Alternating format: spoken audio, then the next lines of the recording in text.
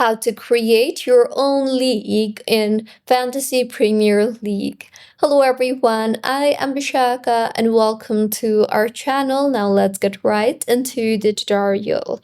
Firstly, open your preferred browser and then open Fantasy Premier League, and here make sure that you are signed in. Now, in order to create your own league, tap on the Leagues and Cups option on top of your screen, and here you will see the option for Create a League. So tap on the Create a League option and then choose if you want to create a classic scoring league cup or if you want to create a head-to-head scoring league cup. So choose your preferred option. I will choose Create a League Cup option. Now go ahead and enter the name for your league and then go ahead and choose your scoring start week.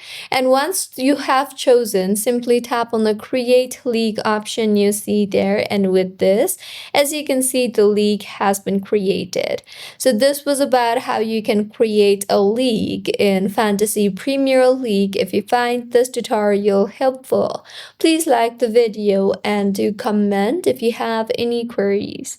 Also, do subscribe to our channel for more helpful tutorials like this. See you on the next one.